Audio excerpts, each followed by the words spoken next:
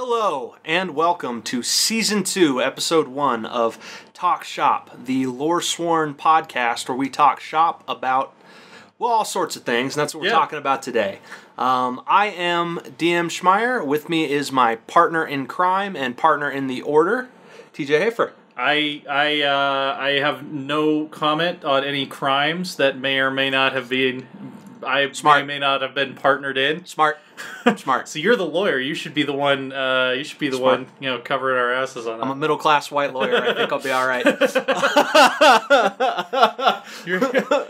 You'll go to the golf course prison, not the toothbrush shank prison. I'm gonna go to county prison. Where we basket weave and macrame jeans. Yeah, it's not free state associate prison. about our feelings. Not state prison where you shave each other. So some of you might be joining us for the first time because this is the first time that the Talk Shop podcast has been available on insert your favorite podcast service that is now you can download us through. We've gone legit. We've gone real. We're an actual podcast and not just uploading the audio track to YouTube with a static image over it so that you have to subscribe to YouTube Red to actually listen to it. Now you can take us with you. Locking your phone. We can be in your back pocket. Mm-hmm. And who would not want a little talk shop in their back pocket? We'll be your wingmen. It's kind of more of how a podcast is supposed to work. I know, right? Funny how we figured that out. 2018, the year we figured out podcasting. Yep. Yeah. You want a little of us in your life. You want a little of us in your car. Yeah. You want a little of us in your pocket. We'll be your wingman, man. You need something, we'll whisper it in your ear. Be like, order the Beano. So we're the creators of, two of the four creators of the Loresworn Order Creative Collective. Yes, we are. Which a lot of you probably know through the YouTube channel. That's probably how you found us. Where we do gaming and cosplay videos. That is our video content, however. We do a lot of stuff here, some of which we don't think makes for riveting video content to post on YouTube, but we're kind of always at work round about these parts with creative projects out the wazoo, and this is sort of how we get to share with you what we're working on, how we're working on it, and how our minds process working on it. And that was what it was always intended to be. We went a little bit commercial, I'll say, to try to make it watchable on YouTube, like a reason to actually sit in your chair, stare at a screen, and tune in. And we're going to still do some of that. We have a best games list to finish, and we will finish it with some format tweaks, and obviously over a longer period of time. But we're going to make some more podcast armchair-friendly material. Yeah. Mm-hmm. You know what I mean? You're basically getting a microphone between us as we sit around and have yummy things. What happened the other day is I had so many creative projects coming out the wazoo that I ended up with an empty wazoo. You never want to go. I had to go get my wazoo refilled, and it was... Wazoo is so expensive by the gallon right now. I know. We are screwing that up. It's like, and they say that... And they want to go more protectionist with it. Right. Put tariffs on the wazoo. I'm like, I don't want tariffs on the wazoo. We don't want a wazoo trade war. We do not. The wazoo trade wars of the early 1900s, that was brutal. Bad shit. It's brutal. It's brutal. It's an ignominious chapter. The world wars are really the only thing that saved us from those wazoo trade wars. We had to have something out the wazoo, and we didn't even notice so much wazoo. We didn't even go the right direction. We needed something out the wazoo, so like bombs out the wazoo, which wasn't the greatest instinct in hindsight. I mean, bombs and bullets. If I had to pick what was coming out of my wazoo, I would not want heavy armaments to be. Anything coming out the wazoo, I don't want the adverb explosive. Even if you know what I mean? If you lube your wazoo, you don't want explosive. No, you don't want anything attached to the word explosive coming out of the wazoo. Right. This is the kind of stuff you can expect. This right is, here. Yeah, this is quality content. This is quality content. I'm stamping this with the official seal of quality content right now. One of the official seals we've got. You'll see the other ones debut as it is appropriate. There will be guests on the show occasionally, not always, maybe once or twice a season. And we're covering a lot of stuff, y'all. Basically anything we find interesting. So that's the format going forward. Yeah. So DM Schmeier. Yes. What could you tell our first-time listeners about yourself? My name is DM, like the Dungeon Master. The Dungeon Master. Which ironically, it never is the Dungeon Master because I'm almost always the Dungeon Master. I'm the character guy. You're the plot guy. Yeah, you've got you're the leading man. I'm the script supervisor. I guess it's actually funny. Every time we run it, he ends up being the glorious hands-on GM, and I end up being that character who's giving like Idris Elba and Pacific Rim speeches. We're canceling the apocalypse. Everyone's just kind of looking at me like he takes this way too seriously, but this is kind of fun. Yeah. I usually end up leading nations when we play games in short order. It's pretty fun. I am an attorney in the state of Colorado. And an erstwhile creative writing academic. I am entirely self-taught. I have taken dozens of courses and read hundreds of books on creative writing, screenwriting, playwriting, and genre fiction. I'm hoping to be an author here shortly, plugging away. We'll talk about that a little bit later. But so you're entirely self-taught as a broad academic. You're not entirely self-taught as a lawyer. I mean, if I could pass the bar being entirely self-taught... You're not Jeff Winger from season 1 of Community, where it's like, I thought you had a law degree from Columbia. I do. Now I need one from America. Yeah. I mean, if I could pass the bar being a self-taught attorney, I think that should be pretty impressive. That should be impressive enough to allow me to practice. Right, yeah. Yeah, that's what I do. Basically, professional freelancer, man. Yeah, and I'm TJ Hafer, who you might know as the guy who writes the funny patch notes on Reddit, or the guy who writes the not as funny, still kind of funny video game reviews that you've probably seen on places like PC Gamer, IGN, and Strategy Gamer. Yep. He really enjoyed Subnautica and Kingdom Come Deliverance. Yes, those were two games that I've given high scores to recently. In the recent past. Go find them. You can find them on a major internet publication. So that speed bump over there is Casey. Casey the Lore Dog. She lays around. Yeah. Doesn't do a whole lot. No. But gets in the way, makes noise. Yeah.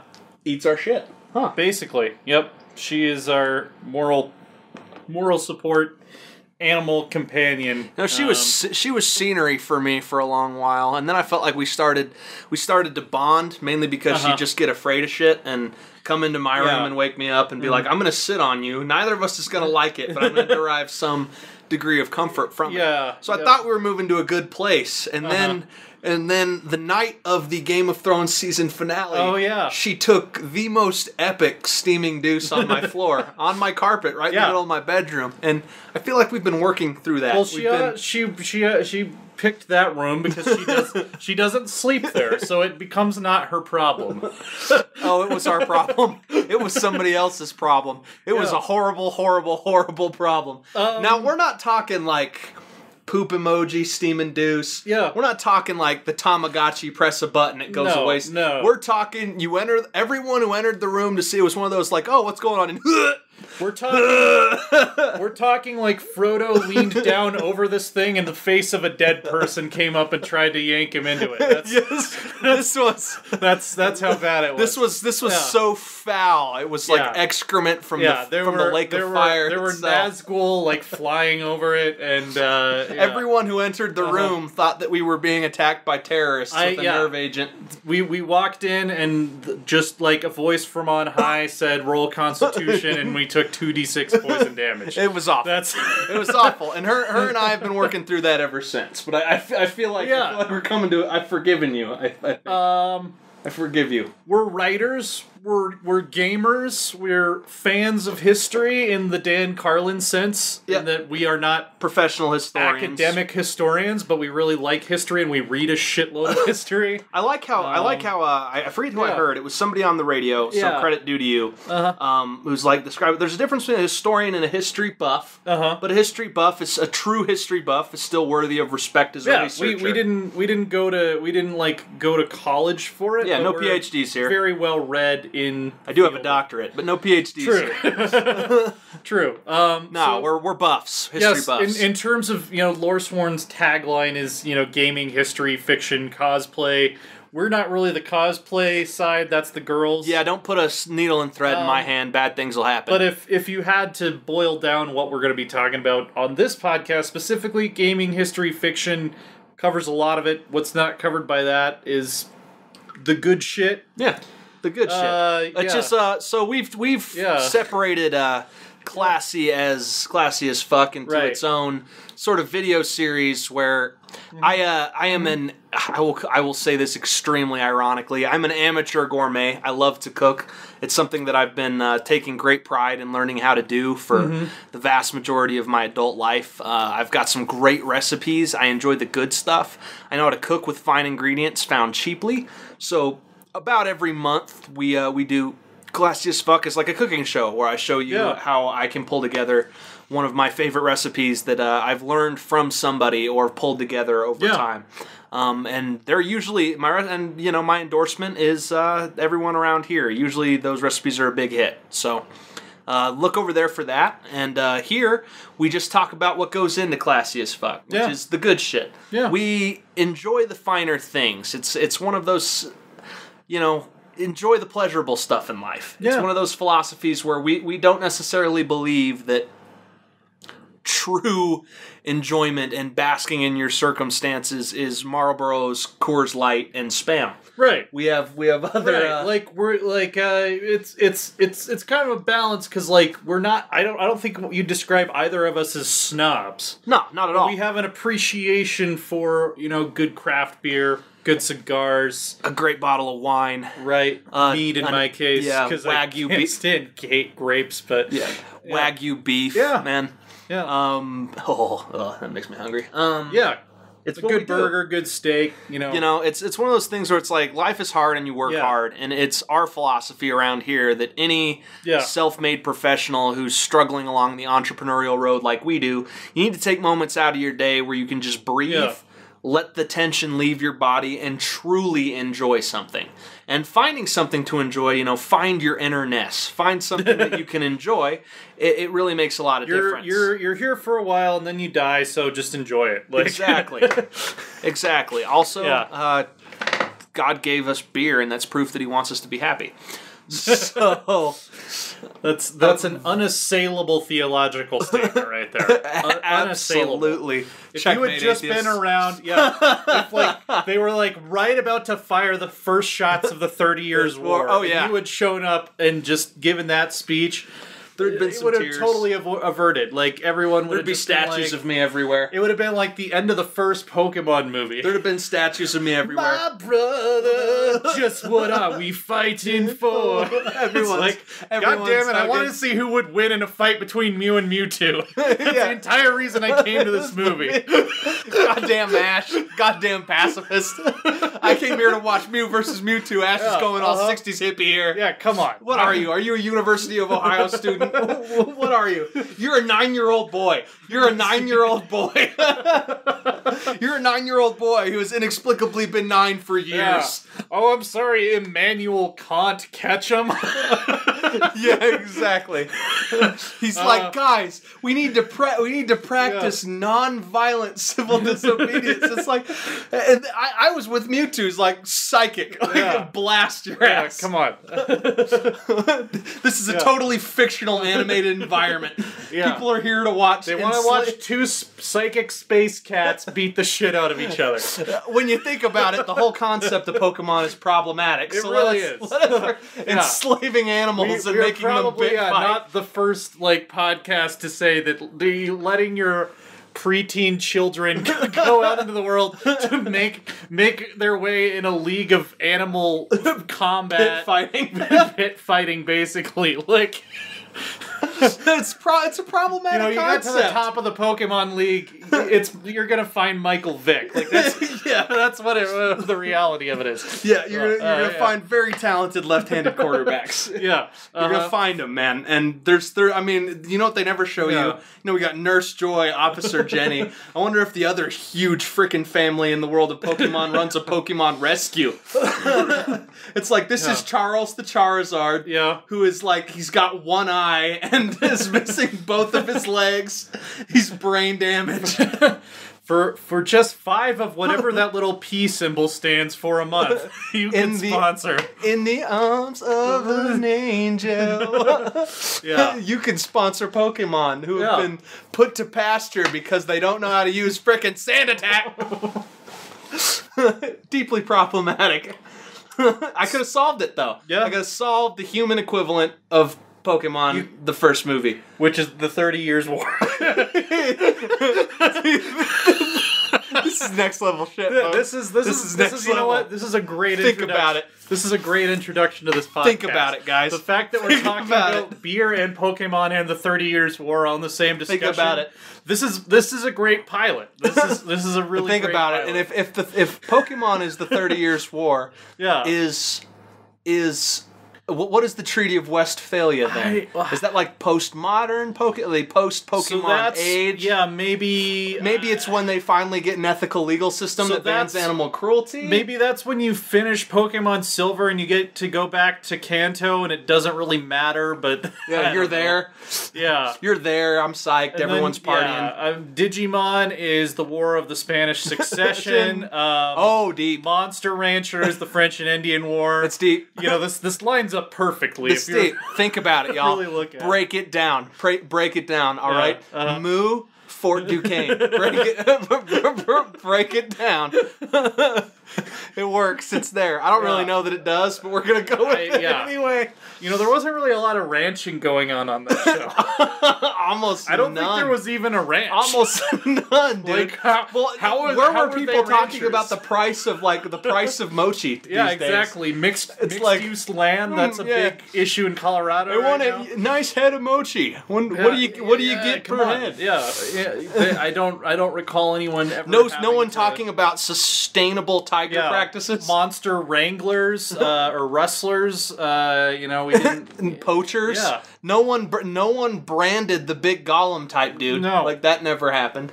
Right. You know, there were no, land wars being made over grazing. Exactly. It's not a lot of ranching going on. So we're officially, however many years later, we're now officially calling bullshit on Monster Rancher. Well, it's like at the very least, you got to lean into your concept, right?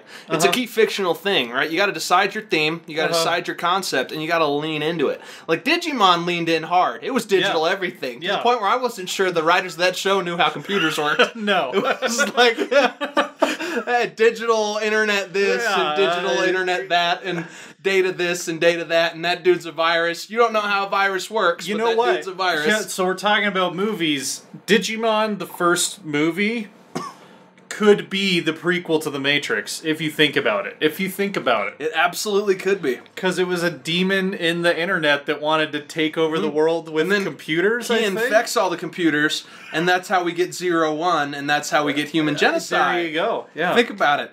Dioboromon, Sentinels. Exactly. Direct lineage. Or Terminator. It's kind of the same shit. It's robots taking over the world and killing people. It's well, and then you know what? Then it does that spins the Matrix in a decidedly more corny light. It's like Keanu Reeves, Neo, Digivolve, Jesus, Neo. I see the world in code now. I can stop bullets with my thoughts, bro. Can fly around and kick people's asses. Keanu Reeves is a national treasure. He is. He Bill and Ted. It seems like The Matrix, John Wick. Every time you log... The day the Earth stood still. Every time you log into Reddit, it seems like there's some article that's like, it's been uncovered that Keanu Reeves has a sailboat that goes around saving crippled seals and didn't put his name on it because he's just a bro. Yeah, he's just a bro. He's a good dude. And that allows me to forgive him for many abysmal script choices. Like, everyone wants to talk about The Matrix and John Wick and wants to forget about the Sweet November remake. I wish I could forget about the Sweet November remake. I didn't see the Sweet November remake. Well, I'm not going to recommend it because I'm not cruel that way. Yeah. But the day the Earth stood still, Keanu as stoic alien, basically Neo or John Wick as environmentalist hippie alien. Yeah. Mm-hmm. You guys are ruining this planet, so we have to kill you all. Stare intensely. So what's some stuff, some games, some shows, some movies you've been into since the 1990s? Yeah. Well, settle in. No, I've been replaying the Deus Ex lately. I saw Human Revolution and Mankind Divided. Which I still haven't played Mankind Divided. Mankind Divided's a lot of fun. Yeah. A lot of fun. I really liked Human Revolution. Mankind Divided got really close to what I enjoy about the original Deus Ex. This feeling of like phenomenal freedom, but this small enough scope that I have direction. Yeah. One of my biggest problems with open world games often comes down to the game does a bad job of making me want to pursue the main story. Like, that's something that, The Witcher 3 did really well. Yeah. And Skyrim did not do really well. Yeah. And Morrowind didn't even, like, I don't know that I ever actually finished the Morrowind main campaign because the game gave me no reason to want to. Well, the Morrowind I just wandered around doing stuff. Here's the funny thing about the Morrowind main campaign. Like, the first third of it, you're like, why does any of this matter? Why am I doing this? And then there's like an oh shit moment, but it's buried like 20 hours in, and like from that point on you're motivated. You're like, oh, I'm this amazing Destiny guy, and I need to go to the Ashlands and, do all this cool shit, but like the beginning of the game is basically go talk to a shirtless drug addict the next town over, and he's gonna have you run some errands for him. Yeah, basically. Yeah, Caius Casadus, and I think he does, if you do the main quest the way you're supposed to, I think he does, die of a drug overdose or something, which is kind of dark. But. I mean, it's one of the things I like about the Deus Ex games, though, is there's a strong sense of place and purpose, like a strong drive. You're investigating something deeply personal, and I enjoy that. It's also just fun to play, either way. Stealth or action playthrough. And Mankind Divided makes huge strides in making those both viable, fun ways to play. Some great gunfights in Mankind Divided. I've talked to you about this before, but I think Deus Ex is, of the major media franchises I've been exposed to, I think it's the most accurate to what the next 100 years are actually going to look like. I would agree. I really think it's going to be... It's hyper-realistic sci-fi. Yeah, kind of grounded, low cyberpunk Deus Ex with, dealing with issues of humankind becoming more and more machine, and what the ethical implications of that are. I agree. I think Deus Ex is hyper-realistic sci-fi fiction. It makes the one mistake that all hyper-realistic sci-fi fiction makes. It gets its dates wrong. Yeah. And in 2029 there aren't going to be Adam Jensen's in 2029. No. Spoiler alert. We're still going to be getting new Kanye albums in 2029. It's not going to look that different. And also branding. The one thing I think that Deus Ex missed out on is just how corporate marketing our world has become. Exactly. Speaking of Kanye, there's going to be rhinodermal armor. By Yeezy. And it's going to be it's going to be blush pink with leather accents on it. There's going to be an iPhone that costs $2,500. There's going to be, Yep. Yeah. It's going to be hey, do you want these retinal implants by Apple? And they're going to be white, and they're going to hold 10,000 songs, which I've always wanted my eye to hold 10,000 songs. I get frustrated all the time. I'm just poking myself in the eye. Play a song, God damn it. Thinking about REO Speedwagon, and nothing happens. Poke yourself in the eye, bang your head in the wall, and the best thing you can get is that ringing noise. Yeah, exactly. Which, Mop. Yeah. Deus Ex. I've been reading, as we talked about on the stream, the Red Rising series by Pierce Brown, mainly because he's a hero of mine. They're very, very good books. That's my next Audible credit, so I'm going to start on that. Yeah. The thing that I get around to is one of my deep life philosophies is, if you're a creator, if you want to be a creator, if you have affection for creators, you have to support creators, right? That's something I'm big into, and I want to be an author of genre fiction, telling stories that make people happy and excited the world over. I'm a storyteller at heart. That's what I consider my destiny. That's my that's my great love. And he is a year older than me, and has 4 best-selling sci-fi dystopian futuristic fantasy novels, and they're beloved universally. Their review scores are strong across all platforms. it's just like, man, not only you're living the dream, but good for you. Yeah. It's like, I admire him the same way I admire, like, a Stephen King. Yeah. It's like, you did it, dude. You did it. When I was boxing, I admired world champions the same way. It's like, you're where I want to be. So I want to read your work. I want to spend money on your work because it's important to, if you're a creator, it's important to invest in creators. And I'll talk about that on another podcast, like why we're very pro intellectual property here, and why we believe that creators deserve to be fairly compensated for their work, because that's the incentive to make more of it, right? Yeah, and also we're creators, so yeah. We do have a little bit of skin in that game. Hint, hint. Yeah, wink, wink. Yeah. So that's what I'm reading. That's what I'm playing. I'm constantly playing Paradox strategy games, so I'm not gonna like. That's only a mild exaggeration. Highlight, yeah, like it's almost that constantly every waking hour. So I'm only gonna highlight that if I have something really interesting to talk about. But Europa Universalis 4, Hearts of Iron 4, Stellaris, Crusader Kings 2. That's like my main shit. I also have been dipping my toe back into Witcher 3 to bring back around to RPGs, because I never actually finished it. I got like Hearts of Stone. I got like Blood of Wine. I got like 40 hours in, which is like a third of the way through the game. Yeah, if that. Like I did, and then I got distracted because I had review assignments and stuff. So man, you got to play that to its conclusion. Yeah, so I got to this weird TJ, point that's where a I was top like, 15 title ever. Yeah, you've got to play that. I got to this point where I was like, okay, it's been so long since I played. Do I want to continue where I left off, or do I want to start a new file? But if I start a new file, does that just mean I'm going to play 40 hours again and then I'm going to get distracted? So I'm trying to go back to my old file and kind of remember where I was. I think that's the smart way to go.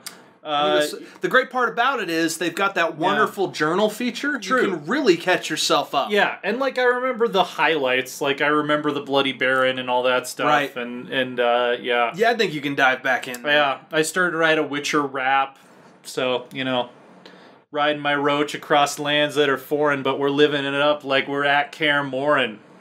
So, if you want to donate to our eventual Patreon, we have promised some raps musical content to happen. Including that one, apparently. All right, I'm down. It was mainly because I was listening to Harmontown, and he was talking about Witcher 3 and doing freestyle rap at the same time, and I was like, hey, I bet I could write a Witcher rap. It's not hard. Yeah. I mean, yeah. He's a hustler. He works hard. He beefs over turf. Exactly. Gets all the women. Yeah. I mean, you can gangster rap. You can totally gangster rap. Yeah, I don't know if any of the other rap genres would apply quite so well. He's from the streets. The mean streets. The mean streets and moors and riverine woodland areas. Homeboy has bodyguarded a king. He has. Like, that is a gangster job. That is a gangster job. I know. He has dealt Fistech in his days. That is also a gangster job. It is. And he gets the honeys. He does. All of them. All them honeys. Yeah, exactly. Usually they all kind of look alike, though. Yeah. Apart from hair color. And specifically in Witcher 3, they kind of often get one over on him. Does any fictional character have more of a type than Geralt of Rivia? Like, Homeboy has, like... Yeah. Like... He could come here. He could come here. Could be like, hey guys. He'd be like, hey guys, how are you guys doing? It's been a long time since I've been on Talk Shop. It's good to see you guys again. We could be like, what's going on in your life, Geralt? And he could be like, oh, killing monsters and fucking bitches. Actually, I have a new girlfriend. We're on our 6th date. It's beautiful. And it's like, and he doesn't even need to tell me about that new girlfriend. No. I could just be like, oh yeah, all right. I got a mental picture. That mental picture's probably pretty close to accurate. Hey, Geralt, let me guess. She does a little magic. Yeah. She wears tight clothing, often of leather make. Somewhat top heavy would be a pretty safe bet. Did not skip butt day. Right. At the gym. Yeah. Remarkably good and efficient skincare regimen.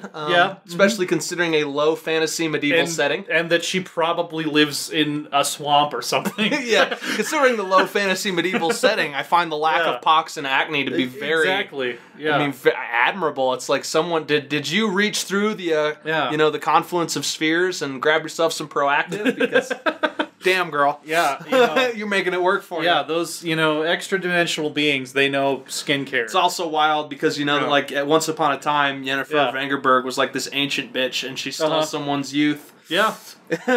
Yep. That's you pulling a Flemeth. Sometimes you gotta go there. Yeah. It's just the oldest trick in the meaningful sorceress book right there.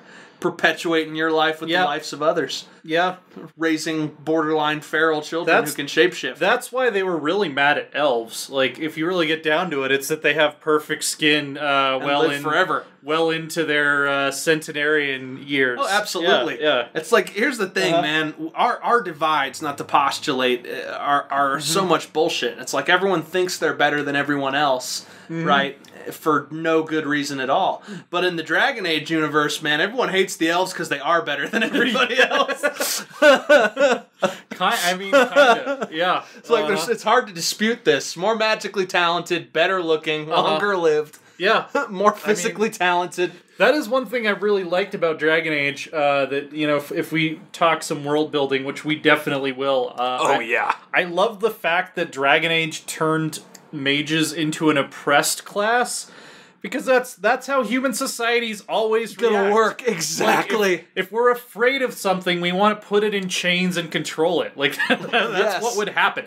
You would either have a magocracy where the mages were in control of everything, aka Tevinter, or they would be in collars and, tightly controlled by, whoever was actually in charge. Absolutely. Yeah. I agree with you. Dragon Age is one of those sterling, go David Gator. It's one of those sterling examples of world building, and I'm looking forward to the next one. As for the good shit, what are we drinking? I've had the pleasure of talking to David Gator for a whole 5 minutes. Yeah? Talk shop name drop. There we go. Absolutely. TJ brags about having brief conversations with video game developers. I really talk shop name drop. I really do admire him in particular. Yeah. I think he's a gentleman of considerable ability in his chosen vocation. Yep. Yeah, I hope he lands somewhere cool. Like, he recently left Beamdog after leaving BioWare to go to Beamdog, so I hope he, either ends up at a cool studio, or he founds a cool studio. It must not have been a good fit, or maybe he just needs a break, man. Or he wrote the content for Baldur's Gate 2 Extended and then was like, alright, well, I'm done here, maybe? I don't know. But yeah, who knows, man. He's super talented dude, though. Stud at his chosen vacation. One of the other things we do talk about here is the good shit, though. The good shit. Yeah. What are we drinking? We're enjoying some good shit. We're enjoying some heliocentric Hefeweizen. It's great. From Odyssey Beerworks in Arvada, Colorado, which is a prime example of... It's very nearby. It's also a prime example of how I tell people... any town in Colorado, you can figure out how to pronounce it by just thinking of the whitest way you could possibly pronounce it. It's not Arvada, as many Californians think. It's Arvada. Wow, that's some stone cold truth there. It's true, yeah. I'm actually pinned in my seat by how true that is. Yeah, there's a town that's Limon, which is actually a Spanish word, which is limon, but we pronounce it Lyman. Yep. Yeah. I mainly know Lyman as being a stopover when driving back from Kansas. It's a great place to get pulled over by small town cops who make most of their income or department revenue on traffic tickets. Absolutely. Yeah. So it's heliocentric Hefeweizen from Odyssey It's Beerworks. delicious. I'm really enjoying it. It's an authentic, unfiltered German-style wheat beer, which Hefeweizen implies that. Not all Hefeweizens sold in the U.S. are that, but... you know what's interesting? Yeah. You can find great beer in the weirdest places. Mm-hmm. Speaking of Hef, although I will say this is a smash in Hef. This is one of my favorite Colorado Hefs. This is an 8 out of 10 all the way. Oh, yeah. Whereas it's like, I consider an average, a C, to be like a 5 out of 10, right? Yeah. Like, this is a great beer. The best Hef... round these parts, though, in my opinion, is the old Gordon Bierce Brewery. Man. Yeah, Gordon Bierce just like right over by the mall here. Yeah, no, absolutely. It's they do a great Hef, and they did a great Winterbach too, man. Their Winterbach was great, and that's also important when we review the good stuff. Like 1 out of 10 is bad, 5 out of 10 is average. We want you to respect our 8, 9s, and our 10s out of 10s. We don't give them off. Yeah, I would give like a fat tire would be like a 5. Like that's a fully average I could agree with that. amber ale. I could agree with that. A fat tire and a flat PBR 5. is like maybe a 4. Guinness, I would say a 5 as far as the darks go. Yeah, 4 or 5 for me. Yeah, Guinness. My main problem with Guinness is it's too watery. Yeah. Like it doesn't have heft to it. I won't reject a Guinness if someone puts it in front of me, but by no means is that like a top flight drink for me. Yeah, and then you get down to like 1 or 2 would be two or 3 would be like a Coors Light. 1 is like Miller High Life, which I think is one of the most disgusting liquid substances that mankind has ever engineered. I mean, like, some of them are difficult. Like, Coors Light and Bud Light, I always say they kind of just taste like water. Like, I'd rather have a beer that just tastes like nothing than to have a beer that, like, actively tastes bad, like Miller High here's Life. If I'm gonna get, like, one of those really commercial, I'll call it. Yeah. You know, you don't want to insult people too much, but one of those really commercial light beers, and you force me to take one, I'll usually try to pick a Michelob if it's available, as it at least has a beer flavor to it. Yeah. Like, I know I'm drinking beer. I can get that. I avoid Miller Lite, Bud Light, Coors Light. Well, like, it's like, they're like a Coors Light. If you drink it ice cold, it just tastes like nothing. So it's like, it's kind of like having an ice water that's going to get you a little bit buzzed. That has like a beer, you know, it's like a beer infusion. It's like beer infused water. Like when you have when you put like some grapefruit in water, and then you drink the water doesn't taste like grapefruit juice. But there's like a hint of like a ice cold Coors Light is like water with a hint of beer. Yeah, it's exactly. Like, wow, there's a beer. Yeah, which is probably how they make it. Like they brew beer and then they just add a shitload of water to it. Like that. That's probably. I mean, I don't know for sure. It's a good guess.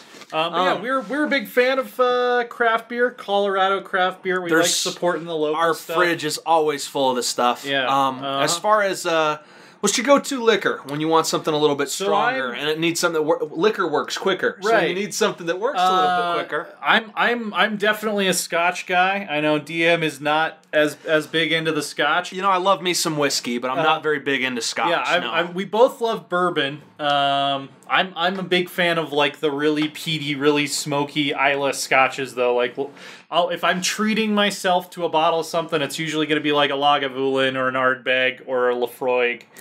Lafroig is kind of the cheap man's option, but I still think it's great. I find Lafroig one of the, I can't do it. It's funny. I can still taste the quality in a drink like that. Like when I take a sip, it's like I know this is well made, like objectively. Yeah. The flavors just don't agree with me. Well, that's why I love the fact that their marketing at this point is basically it's not for everyone. They're very upfront about that. Like it's not for everyone. Now I love me some good bourbon. I love me some good old American heartland. Bourbon. And there's some good ones in Colorado. And there's some good ones that can be had for cheap. Breckenridge Distillery makes a really good American straight bourbon. They sure do. Oh my goodness. Yeah, it is smoky. It has sort of that woody aftertaste, but it's not overpowering. Yeah, like it's possible to overage a bourbon where the aftertaste is basically having a wood plank in your mouth. Yeah, it's chewing for like 5 minutes. It's chewing 2x4 pulp. Yeah, that's when you kind of have overdone it. But yeah, you can also get some cheaper, like commercially available bourbons that I find wonderful. Like I like Bird Dog whiskey quite a bit. Yeah, they're both their straight whiskey and they're infused. They do a honey They do a honey jalapeno whiskey that I am a massive fan of. Like for 50, getting something that tastes that good for $15 almost feels like I'm robbing somebody. Yeah, good stuff. I'm into Irish whiskeys as well. Right on. I like some good Irish whiskey. The one we've been buying a lot of for the Loresworn liquor cabinet is Two Gingers, which I think is. It's not one of the best known brands, but I think price to performance, it's usually like $20 to $25 a bottle, and it's better. It's usually like $5 cheaper than Jameson, and I think it tastes about $5 better than Jameson. So it's not going to blow your mind, but it's, absolutely. Yeah.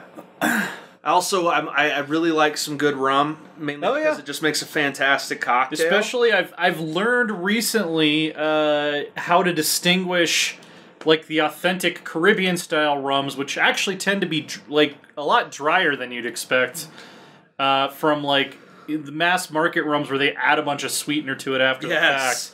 Oh my goodness. Yeah, like if you're looking for one that's not like too ultra expensive, I know like Mount Gay and Florida Cana are the two I've tried that are more like authentic Caribbean style rums. I also just love a good rum cocktail, man. Oh yeah. I got nothing like I unabashedly admit that the Mai Tai is my drink. Man. Yeah. Like it, so that's really like you're like the mixed drink. Oh yeah, maestro of the Loresworn order. Yeah. I took a bartending course. I'm a cocktail man. Yeah, I can recommend beer to you. I can recommend whiskey to you. But if you ask me to make you a mixed drink, I'm gonna be like, I'm just gonna pour some whiskey and shit in with pineapple juice. One of the things I respect about you though is you've never rejected mixology. No. It's just not. It's not something. It's not you. You're a beer drinker. You're a whiskey guy. I'm not knowledgeable about it. You know. Yeah. But it's like you put a good cocktail in front of you. You can appreciate. Like you'd love a Sazerac. You'd love a good Manhattan. I know you would. Yeah. I'm sure you've had one that you've enjoyed. Oh yeah. Old fashioned. I've had a good old fashioned. I can go for an old fashioned. A good old fashioned, man. The Sazerac, I would argue, is kind of my go-to drink when I need people to not assume that I have stereotypically effeminate like cocktail taste, which by the way is BS. That something I'm not going to get too much into this, but labeling something as girly in order to insult somebody is. Like, I won't go there, but 2, enjoying something that tastes good when it's alcoholic as it's like, what? Are you kidding me? I mean, I go by 3 factors. Does it taste good? Is it affordable? And will it get me drunk? Absolutely. And man alive, a well-made Muay Thai. I also am an ex-fighter, so I make that mistake a lot. Please drink responsibly and in moderation. Please obey local laws and statutes for drinking age, and you're always have a designated driver. Loresworn order encourages everybody to have a fun and responsible time at any drinking establishment. We do actually make smart choices, guys. Moderate this stuff. Exactly. It'll there are health problems at the end if you don't practice any of this with control. You don't want to go, and I'm not saying this is autobiographical. Yeah, but you don't want to go. You don't want to go to a Kansas State journalism conference and wake up on the floor of the bathroom of somebody else's hotel room. That would be. No. You know what else? I don't know from personal experience what that would be like. But it's hypothetically something you don't want to do. An unpleasant experience. You know, and hypothetically, you wouldn't want to travel to a foreign country while studying abroad. Win a bar tab at a trivia night and proceed to get more obliterated than any human being has ever gotten in his life. That's the thing. Winning a bar tab isn't really winning anything. No. You're winning the worst hangover of your life. That's all you're really winning. Oh, sweet summer child. Worst hangover. See, I thought The Hangover was just a funny movie. Then I realized that it wasn't as unrealistic as I thought it was. Nah, man. You guys enjoy all this stuff responsibly because it's high calorie. It has some side effects. You just gotta be you, man. But definitely. Try a Mai Tai if you haven't. Try a Sazerac if you haven't. It's great. Another thing, we occasionally, very occasionally, enjoy a cigar. I try not to enjoy more than one a month. Yeah. As smoking is a habit that I do not want to overdo. Yeah.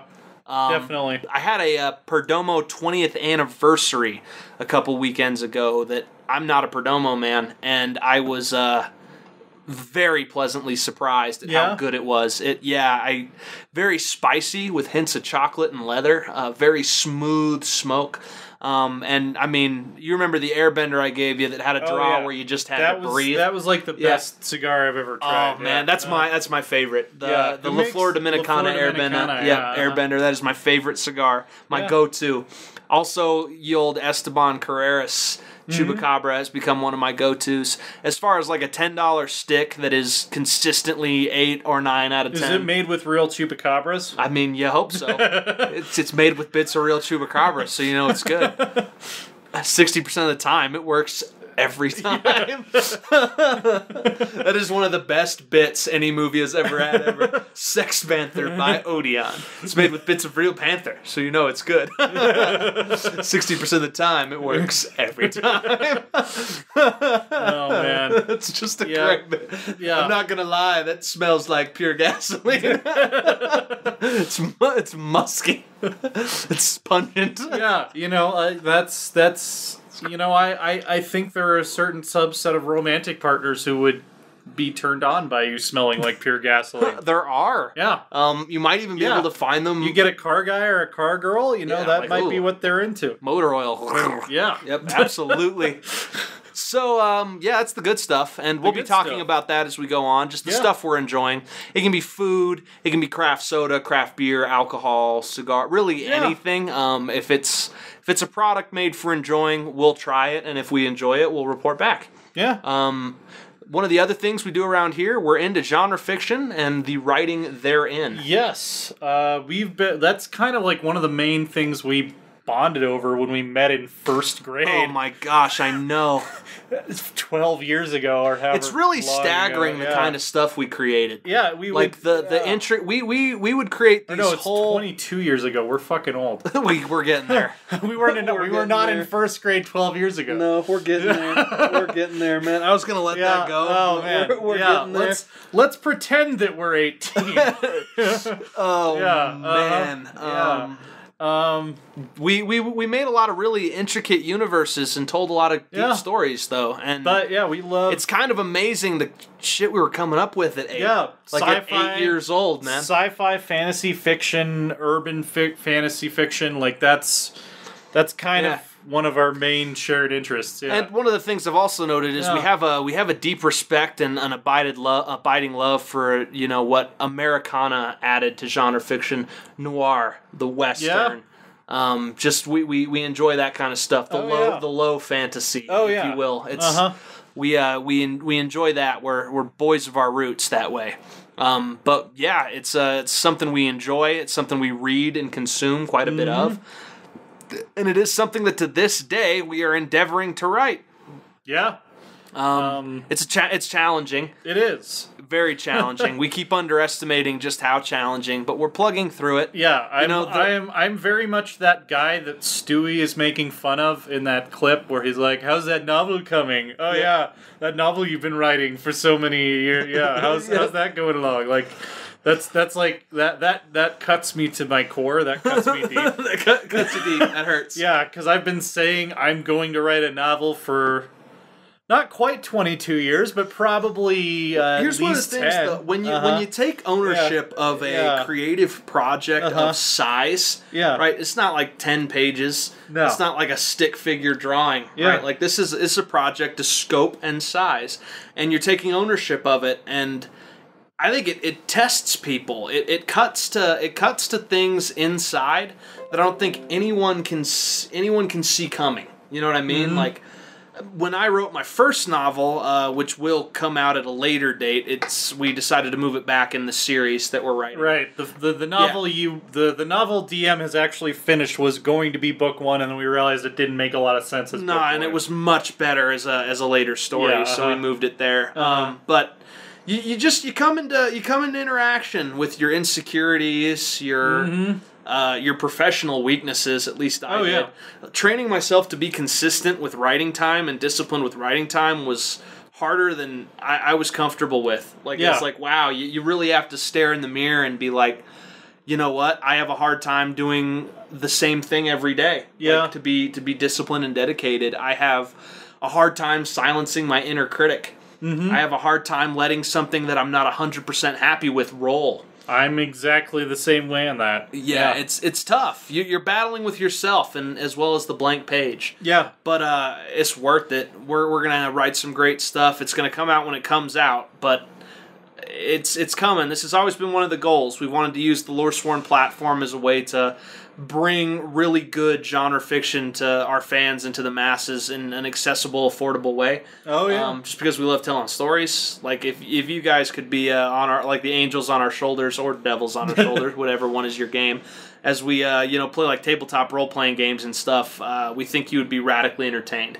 And sort of the whole mission is we bring that love for just entertaining, fun, smash mouth pulp fiction to our audience and easy to consume books. That's the goal. When you said smash mouth pulp fiction, I'm just picturing like Hey now. kind of like a hard boiled detective. It's like she was looking kind of dumb with her finger and her thumb. The shape of in an the L shape on of an L on her forehead But that really, just went on for miles and miles. But really, we all Her have. fingers were just very long and spindly. But really, we all have L's on our foreheads. Because who among us can call themselves anything but a loser? In this city, all that glitters is gold. And only shooting stars break the mold. That'd be funny. Do like a film noir cover of. Okay, so yeah, All-Star. That'd be good. When we release the Witcher rap, we'll also have a spoken word noir monologue. Smash Mouth compilation. Yeah, Smash Mouth. Yeah. I went to see Sister Psychic to ask her, does it ever get better?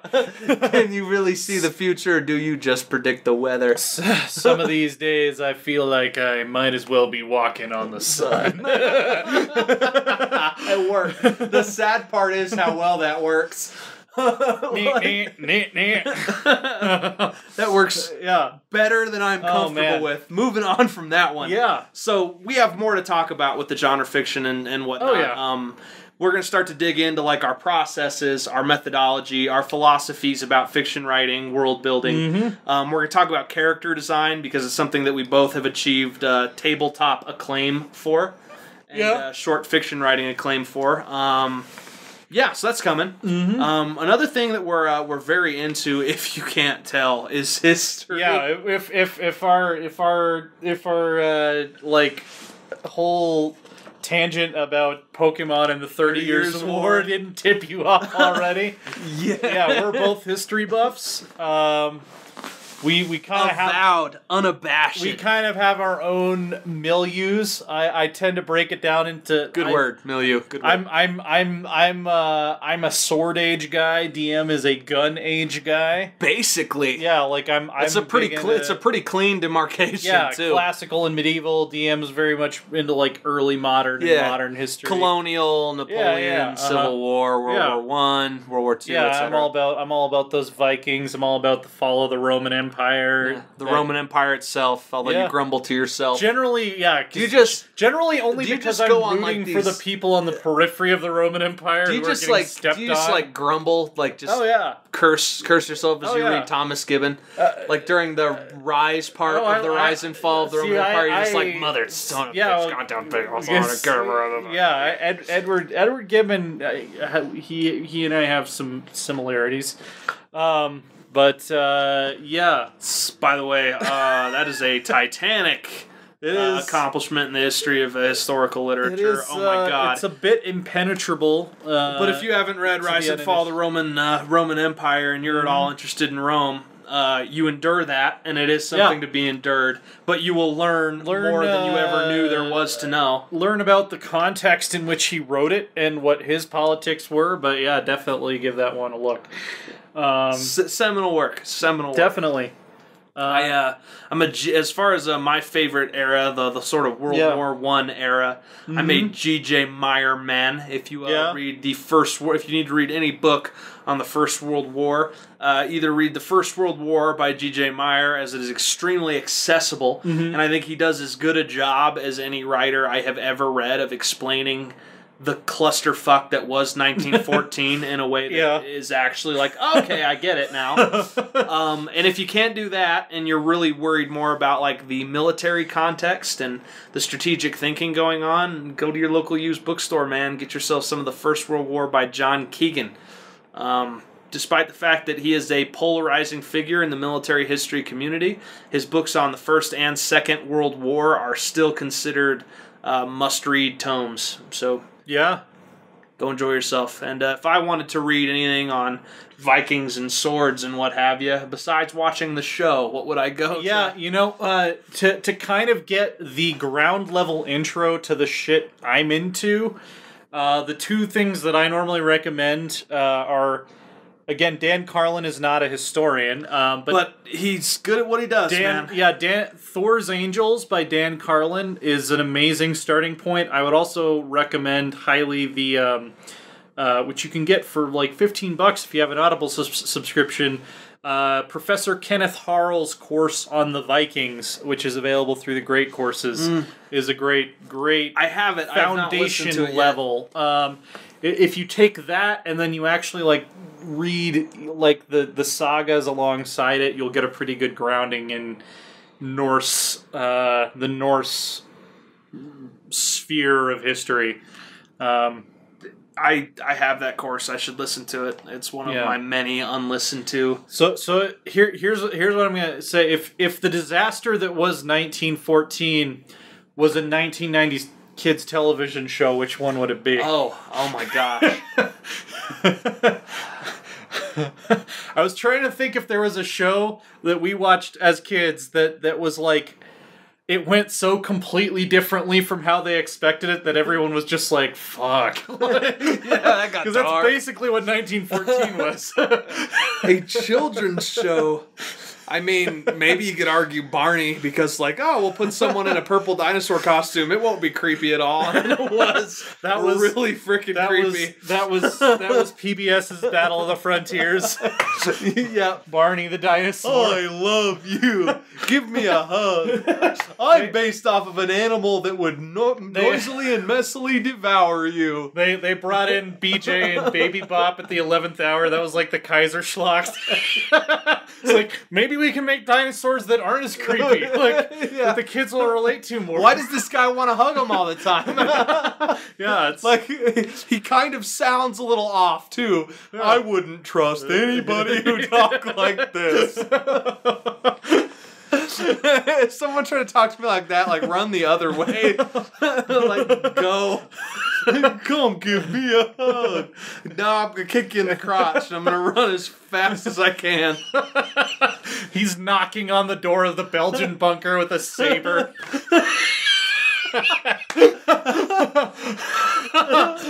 Hey Belgians, you know what time it is. I love you. You love me. Liège is a fortress falling so merrily. With a howitzer, a machine gun, and nerve gas from me to you. The Department of Alsace is rightful German clay. Oh God. Oh good Lord. So, where do we go from here? Now that we've turned Barney the dinosaur into Eric von Ludendorff, yeah. Well, where do we go from here? Well, you good listeners. My name is Eric Ludendorff. You good listeners could tell us. Go to Loresworn.com or go to our Twitter, which will be available in the description. Oh, man. Let us know which 90s television shows you would like to ruin with us to ruin next time with allusions to the First World War. One of the great tragedies of the entire human experience. You just imagine just like putting like the waxed mustache on Barney to pickle off. If there's not fan art of this by episode 2, then you have failed us. That's incredible. All I'm it's an incredible mental image, is what I'm saying. Full dress regalia. Yeah. Man, that'd have made a much more disturbing children's show. I think it just would have been very confusing. Hi, kids. Yeah. I'm upset today. Why are you upset, Barney? Well, there's a war guilt clause in the Treaty of Versailles. It's blaming me, even though Big Bird's intervention was arguably what escalated the conflict. I'm just saying. They're making me pay $5 billion. But I'm sad, kids, because the Deutschmark is worthless. I have a wheelbarrow of money right now. I can't even buy pumpernickel bread with it. Oh, man. Oh, sorry, kids. Barney has to go. Communist partisans are knocking at the door. They're getting frosty. Barney's gonna give them everything they're coming for. Crack, crack. Oh, Weimar, your republic. Oh, man. This is, you know what? This is a good pilot. This is a good representative slice of content. For what you can expect from Talk that Shop. that is killing me. My ribs hurt. That's just a funny image right there. I know. Oh, man.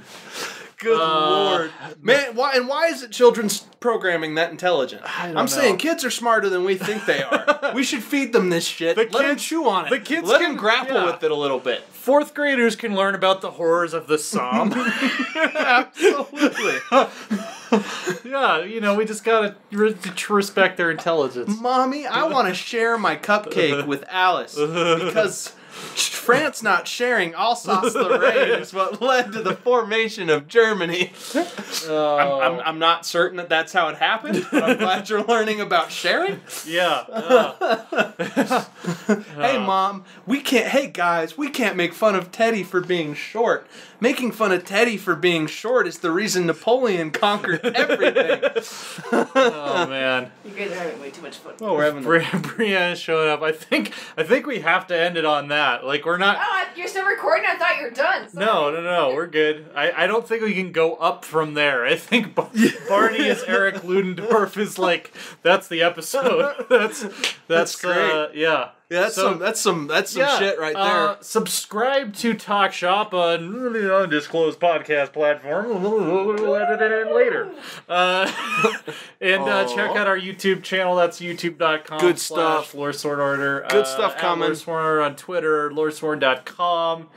Just type Loresworn into Google and just open up like all 6 of the first 6 links. We're kind of there, actually. Yeah, I mean, it kind of, at this point, yeah. And enjoy this. Season 2 of Talk Shop's going to be a lot of fun. Yeah. More stupid laughs like you had today, and gonna deep dive on our favorite topics coming up. Yeah, let us know if you have stuff you want us to discuss, stuff you want us to check out, beers you want us to try. 90s cartoons you want us to ruin. Yep. We'd be more than willing to do that. Yeah. So for DM Schmeier and Casey the Lore Dog and Brianna, who joined us for the last 5 minutes because she didn't think we were still recording, I am TJ Hafer, and that is Talk Shop.